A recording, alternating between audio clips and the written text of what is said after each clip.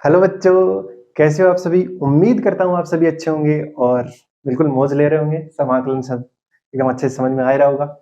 हाँ, तो पिछली क्लास में हमने क्या देखा था। सात जितने फॉर्मूले थे वो सब देख लिए थे, जितने अपने काम आने वाले हैं। ठीक है ना। बहुत सारे तो ऐसे जो काम ही नहीं है तो हम उनको देख भी नहीं रहे।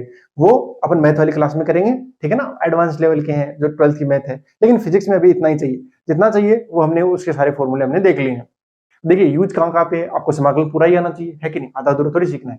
हाँ, तो मैं आज एक छोटे से रैखिक फलनों का देख लेते हैं कैसे करते हैं। ठीक है ना। लास्ट क्लास में मैंने ज्यादा टाइम बताया था कि इसका अवकलन कर दो और अवकलन करके इसका भाग भी दे दो। वो क्या चीज है वो देखते हैं। मैं बोलूं आपको इंटीग्रेशन करना है 2x+3 × dx का। ठीक है सर, इसका दोनों का अलग अलग कर दो। बात तो सही है। दोनों क्या कर दो, अलग अलग। इसका अलग कर दो और इसका अलग कर दो। लेकिन मैं बोलूं कि ऐसा मान लो कि ये एक ही है, तो क्या हो जाएगा। पावर में एक जोड़ दीजिए, जोड़कर भाग दे दीजिए, ऐसा भी तो हो सकता है। तो दोनों तरीकों से अपन देखने का प्रयास करते हैं। तो जरा ध्यान से देखिए, अगर मैं इससे करूं, किससे, अलग अलग से, तो क्या हो जाएगा 2x dx प्लस में 3 dx। आई ये कितना हो जाएगा, x²/2, 2 से 2 कैंसिल आउट हो जाएगा, प्लस में 3 और 1 है उसका क्या हो जाएगा x, प्लस में कॉन्स्टेंट भी आएगा c। ये इसका आंसर है भाई। हाँ, ये हो गया। लेकिन मैं कहना चाहता हूं, देखो जरा ध्यान से, यानी 2x+3 को क्या मान लो आप, t मान लो। क्या मान लो, t मान लो। जैसे ही आप t मानोगे, अब मैं बोल रहा हूं इस पूरे का x के सापेक्ष क्या कर दो, डिफरेंशिएट कर दो। इसको क्या करो, डिफरेंशिएट। ये मेथड 2 की बात है भैया, मेथड 1 तो हो गया। Differentiate with respect to x कर दीजिए। पूरे को x के रिस्पेक्ट में डिफरेंशिएट कीजिए। तो 2 को जब आप करने जाओगे 2x को, तो 2 हो जाएगा, 3 का हो जाएगा 0 इज इक्वल टू t का होगा dt/dx। तो कुल मिला के आपके पास में dt कितना आ गया, 2 dx। dt कितना आ गया, 2 dx, या dx निकाल लीजिए क्योंकि अपने पास dx है ना। हाँ, तो dx निकालो, dx कितना आएगा 1/2। बिल्कुल, dx इक्वल टू कितना आ गया, 1/2 dt। जरा ध्यान से देखो, इसको अब मैं क्या लिख सकता हूं, i इक्वल टू इंटीग्रेशन, ये अंदर वाले मसाले को क्या मान लिया मैंने, t मान लिया ना। हाँ, इनटू में dx को क्या माना है, मतलब dx कितना आ चुका है, dt/2 आएगा। 2 का तो कोई रोल ही नहीं है, यानी 1/2 इनटू में t dt। तो जरा देखो ध्यान से, मैंने क्या बोला था, क्या हम इसको एक ही मान लेते हैं, एक ही मान लेते हैं। मान लो ना, कोई दिक्कत नहीं है, क्योंकि ये लीनियर है। लीनियर है तभी मानना भैया, अदरवाइज मत मान लेना। अगर यहाँ पे क्या हो, x² हो, तब मत मानना, तब गड़बड़ कर दोगे आप। ठीक है ना। क्यों, क्योंकि आप खुद सोचो ना, अगर x² होगा तो मैं उसका क्या करने जाऊंगा, अवकलन करने जाऊंगा, तो वहां x बच जाएगा। यहाँ क्या आ रहा है, कांस्टेंट बच रहा है। तो जब डिफरेंशिएशन करने पे कांस्टेंट आ रहा ना, ये वाली विधि सबसे बेस्ट विधि है। क्या होगा इसमें, इसी को बोलते हैं प्रतिस्थापन या रिप्लेसमेंट मेथड। हमने रिप्लेस कर दिया इसको, अब बार बार रिप्लेस थोड़ी ना करेंगे। ठीक है, तो i इक्वल टू 1/2, ये कितना आएगा, t²/2, 2 से 2 कैंसिल आउट हो गया, ये आएगा t² + c। कितना आ जाएगा, t² + c। ये करके देखो जरा, टी का स्क्वायर हुआ ना, उसको ओपन करना, यही आंसर आ जाएगा। करके देख लेते हैं। टी की जगह क्या रख दो, 2x प्लस, एक मिनट, t²/2 आया बिल्कुल, और 2 से 2 नहीं, 4 हो गया ना यार, वही सोच रहा, 2 से 2 कैंसिल नहीं हुआ, 4 हुआ, तो ये कितना हो जाएगा, यह जगह डिवाइड/4 आएगा, और टी की जगह रख दो 2x + 3/4 का प्लस में c। ओपन कर लो, कितना हो जाएगा, 4x² प्लस में 9 प्लस में 12x डिवाइड/4 प्लस में c। ध्यान से देखो, इसको अलग अलग डिवाइड करेंगे तो 4 से डिवाइड करेंगे तो x² आएगा, 12x को डिवाइड करेंगे 4 से तो 3x आएगा, 9/4 तो कांस्टेंट है ना, और प्लस में c कांस्टेंट है, तो मिलके एक कांस्टेंट आ गया। ठीक है ना। हाँ, वो मिलके एक नया कांस्टेंट बन चुका है, तो सेम टू सेम ही है यार। यानी हम क्या कर लेंगे, जब भी लीनियर फंक्शन दिया होगा तो उसका सीधा क्या कर लेंगे, वही पावर वाला रूल लगा देंगे, या बेसिकली हमें उसके अवकलन का एक बार भाग दे देना है। तो क्या करना है, इसका कर दो सीधा सीधा, और उसके अवकलन का भाग भी दे दीजिए। देखिए 5-7% करते हैं तो ये पूरी की पूरी कहानी क्लियर हो जाएगी। ठीक है ना, कोई डाउट बचेगा ही नहीं फिर। नोट कर लो इसको, सीधा सीधा करने है ना। अब देखना सिखाना, आपको देखना आना चाहिए फटाफट कि कैसे करना है मुझे। एग्जाम्पल में लिखूं, साइन 2x का कर दो, x के सापेक्ष। आप बोलोगे माइनस कोस 2x आएगा, और 2 का डिवाइड कर दो, सीधा सीधा हो गया, है ना। देखिए साइन का कीजिए, कितना आएगा, माइनस कोस x आता है, वैसे 2x आएगा। अब ये 2x है, उसका अवकलन करो तो कितना आ रहा है, 2 कॉन्स्टेंट आ रहा है, तो भाग दे दो। इसीलिए बोलते ना, लीनियर का ही करना आप सिर्फ। अगला example, y equal to e की घात 3x, तो कितना आ जाएगा ये, समाकलन करो इसको, सॉरी समाकलन करो, अवकलन नहीं करना। तो समाकलन करना है तो कितना आ जाएगा इसका, बोलो। e की पावर 3x में तो कोई फर्क नहीं पड़ता, और इसके अवकलन का भाग भी दे देना है, यानी 3x का अवकलन करो और उसका भाग भी दे दो। आप ऐसे नहीं समझ आ रहा, t रख के देख लो, dt निकाल, वहां ds निकालना, dt/3 आएगा, वो 1/3 मैंने पहले लिख दिया। ओके, कुछ एक और एग्जांपल, अगर i इक्वल टू आपको करना हो sine omega T plus theta into में डी, टी के सभी ओमेगा और टी दोनों, ओमेगा और थीटा दोनों ही कांस्टेंट है, तो क्या करोगे, i इक्वल टू साइन का कितना होता है minus cos omega T plus theta divide by, इसके अवकलन से डिवाइड करो, तो ओमेगा कितना हो गया, ओमेगा टी का कितना हो गया, टी का तो 1 हो गया, ओमेगा बचेगा 5, और थीटा का कितना हो गया, 0 हो गया। यही इसका आंसर है। ओके, कितना सिंपल हो रही है चीजें, बहुत ज्यादा सिंपल हो गई ना। हाँ, अब अगर ऐसे दिया हुआ है तो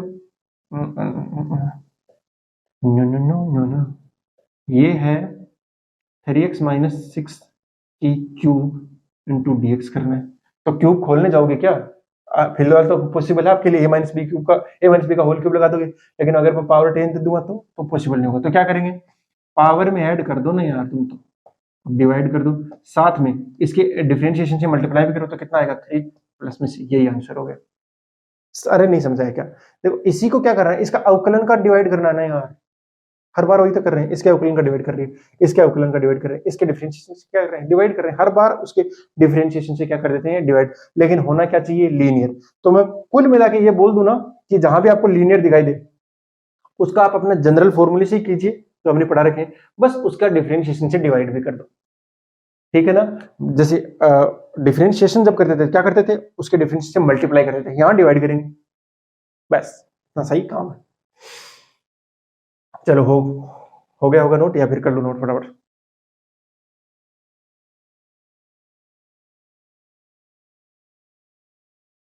चलो समझ आया ना।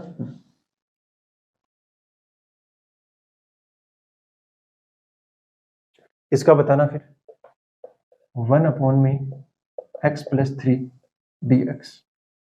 सर इसकी शकल ना 1/x में मिल रही है, लेकिन ये 1/x नहीं है, ये क्या है, x प्लस 3 है। अरे तो x प्लस 3 पर यार, इसको तुम t मान लो ना, t मान को करोगे तो 1/t नहीं हो जाएगा। हाँ, और उसके डिफरेंशिएशन से क्या करना है, डिवाइड भी करना है। तो i इक्वल टू कितना हो जाएगा, ये ln mode x plus 3 divide करो, इसके डिफरेंशिएशन, इसका डिफरेंशिएशन 1 ही आएगा, तो यही आंसर होगा इसका। लेकिन यहीं पर अगर मैं बोलूं आपसे कि इंटीग्रेशन करो 1/3x माइनस 6 dx की, तो इसका कितना आ जाएगा, आप बोलोगे sir ln 3x minus 6 mode में है भैया, इसको मोड में लिखते हैं हमेशा, क्योंकि ln की जो लिखा जाता है x, वो क्या होता है, हमेशा पॉजिटिव होता है, और इसके डिफरेंशिएशन का डिवाइड कर दो, यानी 3 से डिवाइड भी कर दो, आंसर आ जाए, बस सिंपल सही है, कर लीजिए नोट। और तो ज्यादा मुझे नहीं लगता बताने की जरूरत पड़ेगी। चलो एक और देख लो फिर, अगर लग रहा है कि जरूरत है। ये है सेक स्क्वायर 3 थीटा, नहीं ऐसे लिखता हूँ, 6 माइनस 3 थीटा डी थीटा, और ये इंटीग्रेशन करता, थीटा के रिस्पेक्ट में कर रहे हैं ना, हाँ तो ठीक है। तो सेक स्क्वायर का कितना होता है वैसे, 10x, क्योंकि 10x का अवकलन क्या होता था, सेक स्क्वायर x, तो सेक स्क्वायर x का समाकलन क्या हो जाएगा, 10x, यार थीटा, लेकिन इसका कितना होगा 10 6 माइनस 3 थीटा डिवाइड बाई, इसके अवकलन से भाग -3 का डिवाइड कर दो, प्लस में से आंसर। अरे इसका कैसे किया भाई, थीटा के रिस्पेक्ट में करो ना यार, इसका डिफरेंशिएशन, 6 का हो गया 0, माइनस तो पड़ा रहेगा, थीटा जो है उसका हो गया 1, 3 कांस्टेंट है तो -3 आया कि नहीं आया। हाँ ये बहुत सिंपल हो गया, आपने अगर प्रैक्टिस करिए ना तो देखते ये चुटकियों में करने लग जाओगे, वही कह रहा हूँ। आप जैसे जैसे मेरी आगे वाली क्लास लोगे ना, पीछे वाला एकदम स्ट्रॉन्ग हो जाएगा। सिर्फ समझ देने की बात होती है, अगर आपको एक बार में समझ नहीं आ रहा, अब 2 बार समझिए, 2 बार में नहीं आ रहा 3 बार समझिए, अगर फिर भी नहीं आ रहा तो बेसिक और मजबूत कीजिए, आएगा यार। ठीक है, नोट कर लो फटाफट। चलिए मेरे ख्याल से ये आपने नोट कर लिया होगा, अगर आपने ये नोट कर लिया तो आगे वाला देखते हैं, थोड़ा सा और सीखने का प्रयास करते हैं, आपको जरूरत पड़ सकती है कई बार। जैसे मैं बोलूं कि आपको इंटीग्रेशन करना है 2x अपॉन में 1 प्लस एक्स स्क्वायर dx, आधो के तो प्राण निकल गए होंगे इसको देखते ही। अरे नहीं भाई, बहुत सिंपल है, देखो जरा ध्यान से, आपको क्या ढूंढना है, ये नीचे वाला है ना, इस पूरे को क्या मान लो, अगर मैं टी मान लूं, 1 plus x square equal to t, यही तो पढ़ा रहा हूं मैं, प्रतिस्थापन विधि, रिप्लेसमेंट, रिप्लेस करना आपको। तो 1 का डिफरेंशिएशन, अब एक्स के रिस्पेक्ट में डिफरेंशिएट करो, 1 का कितना हो गया 0, प्लस में एक्स स्क्वायर का कितना हो गया 2x, बस, और टी का कितना हो गया dt बाई dx। तो dx की वैल्यू निकालो ना, 2x dx इक्वल टू कितना आया dt। ओहो, ध्यान से देखो, 2x dx इक्वल टू कितना आ गया dt आ गया ना, डिवाइड बाई ये पूरा वाला क्या बन गया t। हाँ, 1/t का क्या करना है, समाकलन करना है, किसके सापेक्ष करना है, t के सापेक्ष। अरे सर क्यों मजाक कर रहे हो, ln t आएगा प्लस में c, अरे लोग आएगा ना, लोग, और t की जगह कितना रख दो, t की जगह रख दो 1 प्लस एक्स स्क्वायर प्लस में c, कितना सिंपल हो गया, है ना। बस ऐसे ही सिंपल सिंपल आपको कर रहे हैं। जैसे मैं बताऊं, आपने सभी ट्रिग्नोमेट्री फंक्शन का तो डिफरेंशिएशन देख लिया था, लेकिन समाकलन सभी का नहीं देखा ना, इंटीग्रेशन, साइन का देख लिया, कोस का देख लिया, सेक स्क्वायर का देख लिया, कोसेक स्क्वायर का देख लिया, सेक एक्स टेन एक्स, यानी 4 अभी भी बचे हुए। 4 को तो छोड़ो, फिलहाल हमें टेन एक्स का करना है। किसका करना है, टेन एक्स का करना है, एक्स के सापेक्ष। इसका आपको अभी आता नहीं होगा शायद, अगर आता है तो अच्छी बात है, नहीं आता तो देख लो कैसे करना है। क्या कर लो, sine X by cos X लिख दो ना। आपको तो बस एक ऐसी चीज ढूंढ के लानी है जिसका अवकलन या डिफरेंशिएशन आपके पास में मौजूद होना चाहिए। देखो जरा ध्यान से, नीचे वाला जो कोस एक्स है ना, उसका ऊपर है ना, हाँ, तो नीचे वाले को क्या मान लेंगे टी, यानी आपको रिप्लेस तो करना ही पड़ेगा। तो कोस एक्स को क्या मान लिया मैंने टी, इसका डिफरेंशिएशन करो एक्स के सापेक्ष में। इसका डिफरेंशिएशन देखिए, इंटीग्रेशन प्लस हो सकता है, लेकिन इसका डिफरेंशिएशन क्या आएगा भैया, minus sine x dx equal to ना dx, मैं सीधा dx लिख दूं ना, वो dt बाई dx आएगा। ध्यान से देखो, sine x into D x, तो ये माइनस उधर भेज देता हूं मैं, बोलो कितना आ गया, माइनस dt आया। तो i इज इक्वल टू कितना हो गया, minus dt divide by cos t, कितना t बन गया ना। हाँ, जरा ध्यान से देखो, ये फिर से क्या आ रहा है, minus ln mode t plus का c। देखो इसको ऐसे भी तो लिखा जा सकता है, ln 1 minus ln t plus c, और ये क्या बनेगा, ln 1 माइनस, यानी ln a बाई b बन जाएगा, तो कितना होगा 1 अपॉन t प्लस में c। तो i इज इक्वल टू कितना आ गया, ln t की जगह कितना है, t की जगह कोस एक्स, वो ऊपर जाए क्या बन जाएगा, सेक एक्स प्लस c, ठीक है ना। आपका आंसर ये लिख सकते हो ln सेक एक्स, या लिख सकते हो माइनस ln कोस एक्स, एक ही बात है, कोई फर्क वाली बात नहीं है। ओके, अरे यहाँ आया ना, देखो माइनस ln कोस एक्स यही हो गया, तो समाकलन तो मैं थोड़ा सा और अच्छे से दिखाया कि ln सेक एक्स लिखते हैं। अब आपका टास्क ये है कि आप अगला करोगे कोट एक्स का, ठीक है ना, हाँ, अभी के अभी करोगे फटाफट, चलो ठीक है ना, ये टास्क है, और उसका भी कुछ आना चाहिए, साइन एक्स आए कि क्या है, देखो जरा ध्यान से। हाँ, उसमें क्या बनेगा, कोस बटा साइन बनेगा ना, तो नीचे वाले साइन को क्या मान लोगे, टी मान लोगे, उसका डिफरेंशिएशन मौजूद रहेगा ऊपर, तो ln टी आ जाएगा, तो आ जाएगा आंसर, कोई बड़ी बात नहीं है, निकालिए जरा, ट्राई कीजिए।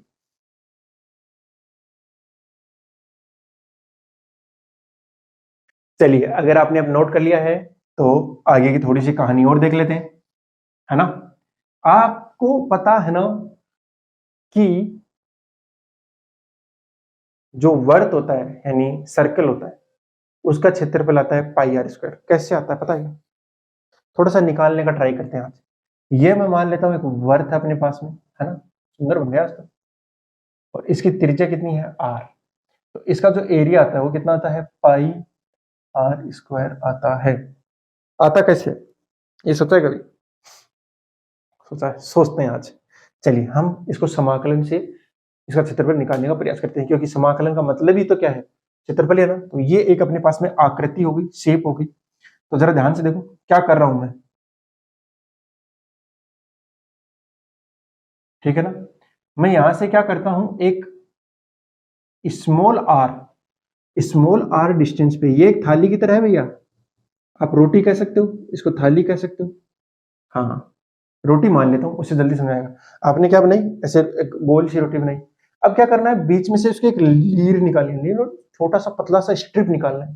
क्या करो, एक कटोरी लो, उसके ऊपर रखो, उससे थोड़ी सी बड़ी लो, वो रखो, तो थोड़ी सी बड़ी रखोगे तो वो यहां से जाएगी ना, ऐसे,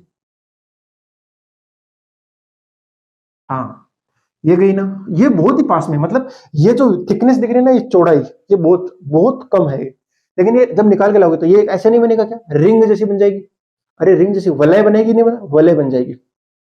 अब ये वलय बन गई। कुल मिला के आपके पास में जो आया कुछ ऐसा सा आया, एक तो ये आया और एक ही आया, है ना। तो रोटी जो आटा होगा वो कहाँ कहाँ होगा, वो यहाँ यही होगा। इतनी सी आ गई भैया, डोनट जैसा दिख रहा है वैसे तो। हाँ बट यही आ रहा है ना। हाँ अगर ये आया, अब देखना जरा ध्यान से, ये जो थिकनेस है ना वो बहुत कम है। और बहुत कम कितनी कम भैया, मैं मान लेता हूं कि डी आर के बराबर है। किसके बराबर है, डी आर, यानी बहुत ही ज्यादा कम है, बहुत ही ज्यादा कम है। समझ रहे हो, बहुत कम है, लगभग जीरो है, लगभग जीरो है भैया।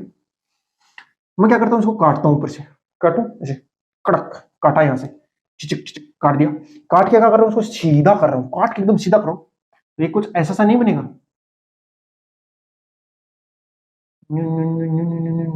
या, बन गया। काटा काट के क्या क्या बने, सीधा कर दिया, याद है ना। काटा काट के क्या कर दिया, सीधा कर दिया। तो जरा ध्यान से देखिए, इसकी जो ये थिकनेस है वो किसके बराबर आ गई, इसके बराबर आ गई, डी आर के बराबर आई कि नहीं आई। और ये छुटकी सी तो थिकनेस है वो किसके बराबर आ गई, डी आर के बराबर आ गई भैया। अगर डी आर के बराबर आ गई तो ये लेंथ बताओ कितनी आएगी। अरे दिख रहा होगा ना ये लेंथ कितनी आई, नहीं दिखा, अभी तक नहीं दिखा। ये वाली लेंथ ही तो है वो, ये वाली तो है। अरे ये तो पेरीमीटर ही है, परिधि है ना। और परिधि कितनी, पेरीमीटर होता है 2 पाई आर। हाँ याद आया, बस ये हो गया 2 पाई आर। बिल्कुल सिंपल सा था ये 2 पाई, यानी इस छुटकू सा का क्षेत्रफल निकाल लिया ना हमने। जब इस छुटकू सा का क्षेत्रफल निकल गया ना तो बड़े का तो बहुत ही आसानी से निकल जाए, कुछ नहीं करना होता, समाकलन करना होता है। तो इस छुटकू सा का क्षेत्रफल में मान लेता हूँ कितना आया होगा। नहीं नहीं नहीं नहीं नहीं, अरे करना रोटी के साथ काम तुम लोग, देखना आपको दिख जाएगा, सब सब दिख जाएगा, वही कह रहा हूँ, फिजिक्स जो आप रोज देखते हो, यहाँ तो मैथ है। कर तो कितना होगा इसका, लंबाई गुणा चौड़ाई, लेंथ इनटू ब्रेथ, होगा कि नहीं हुआ। अरे रेक्टेंगल आयत बन गया ना यार, ये तो आयत बनेगा ना, तो कितना हो गया 2 पाई आर डी आर। देखिए फिजिक्स में ना यही चीजें काम में आती हैं बहुत ज्यादा, ठीक है ना। आपको पूछेगा द्रव्यमान केंद्र बताओ, सेंटर ऑफ मास बताओ, आपको बताना है कि नेट फोर्स बताना है, नेट चार्ज बताना है। अरे यही सब चीजें काम में आती हैं, पूरा समाकलन करके। तो फटाफट कर दीजिए इसका। 2 पाई तो कांस्टेंट है, पार्टिसिपेट ही नहीं करेगा। लेकिन ये D A D A D A D A, और ये जो चेंज क्या हो रहा है, किसके रेस्पेक्ट में कर रहे हैं, आर के रेस्पेक्ट में। तो ये आर बदलेगा ना, कभी छुटका सा होगा, फिर बड़ा बड़ा बड़ा बड़ा बड़ा और कंप्लीट। यानी आर की वैल्यू जीरो से लेकर कहां तक गई, बड़े आर तक गई। हाँ तो ये कुल एरिया कितना हो गया, ए हुआ। कुल एरिया कितना हुआ, ए हुआ। इसको जरा ध्यान से देखना, ये कितना आ जाएगा, 2 पाई तो कांस्टेंट है ना, भागे नहीं लेगा। और ये आर कितना हो गया, ये हो गया आर स्क्वायर बाई 2, और लिमिट रख दो 0 से r तक। वही upper limit minus lower limit करनी है, तो लोअर कितनी है, 0 है ना, तो 0 तक रखने का कोई मतलब ही नहीं है, 0 ही बन जाएगा। ये 2 से 2 वैसे ही कैंसिल हो चुका है। और ये देखो जरा ध्यान से, आर रखोगे तो आर स्क्वायर जाएगा, पाई आर स्क्वायर। तो आया कि नहीं आया क्षेत्रफल, शाबाश, आ गया है इसका क्षेत्रफल, पाई आर स्क्वायर। उससे भी इंपॉर्टेंट है कि हमने किया कैसे, कंसेप्ट एक बार अगर आपने पकड़ना सीख लिया ना कि मैं करूं कैसे, ये दिमाग लगाना अगर आपने शुरू कर दिया ना, तो आपकी हर चीज आसान हो जाएगी, ठीक है ना।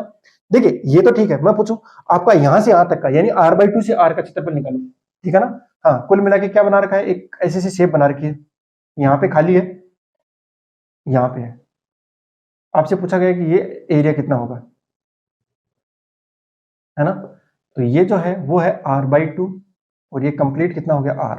तो ये जो आपको शेडेड एरिया दिख रहा है ना, वो निकालना है, कुछ नहीं, उसकी लिमिट पुट करनी रहेगी अपन को। और दूसरा तरीका तो वैसे सीधा दिख रहा है कि टोटल एरिया निकाल दो, उसमें से माइनस कर दो। हाँ लेकिन आप लिमिट भी पुट करोगे ना, जब r/2 से r तक, आपका आंसर वही आएगा, ठीक है ना। हाँ अरे अभी तो आपको समझ नहीं आ रहा होगा, लेकिन आपको ना बहुत चीज जगह है, जैसे ये वाली चीजें काम में आती है, लिमिट करोगे पुट, आपका आंसर आ जाएगा। वैसे इसका एरिया कितना आ जाएगा, रख दो, 2 से 2 कैंसिल हो चुका था, पाई इंटू में आपका आर स्क्वायर, लिमिट कहां से कहां तक पुट करनी है, r/2 से r तक पुट करनी है। A is equal to pi into में R square minus R square by 4, कितना हो गया 3 पाई r² बाई 4। यानी ये जो एरिया वो 1/4 एरिया है टोटल एरिया। ओके, ये चीज आपको समझ में आई होगी। एक और इससे बेहतरीन चीज करने वाले हैं, प्लीज आप इसको नोट कीजिए और समझने का अच्छे से प्रयास कीजिए। ओके,